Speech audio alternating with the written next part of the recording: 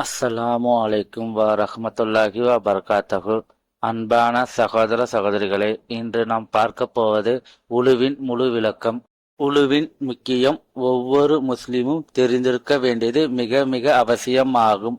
அல்லாஹ் அல் குர்ஆனில் கூறுகின்றான், நீங்கள் தொழுகைக்கு எழும்பும் போது உங்கள் முகத்தையும் கைகளையும் முழங்கை வரை கழுவுங்கள், தலையை துடைத்துக் கொள்ளுங்கள், கால்களை குதிகால் வரை கழுவுங்கள் என்று சூரா மாயிதா அத்தியாயம் 5 வசனம் 6 இவ்வாறு கூறுகின்றான். உழு செய்வதற்கு முன் உள்ளத்தில் நியத் வைக்க வேண்டும், இந்த தொழுகைக்காக உழு செய்கின்றேன் என்று.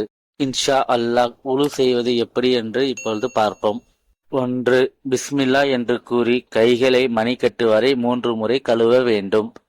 2. வாயை 3 முறை நீரினால் கொப்பளித்தல் வேண்டும். 3. மிஸ்வாக் குச்சியால் பல் துலக்குதல் சிறந்தது. 4. மூக்கில் நீர் செலுத்தி 3 முறை சுத்தம் செய்ய வேண்டும். 5. முகத்தை 3 முறை கழுவுதல் வேண்டும். 6. வலது முழங்கை 3 முறை கழுவுதல் வேண்டும். பின்பு இடது முழங்கை 3 முறை கழுவுதல் வேண்டும். 7. தலை 1 முறை துடைத்தல் வேண்டும். பின்பு காதுகளை 1 முறை துடைத்தல் வேண்டும். 8. வலது குதிகால் 3 முறை கழுவுதல் வேண்டும். பின்பு இடது குதிகால் 3 முறை கழுவுதல் வேண்டும்.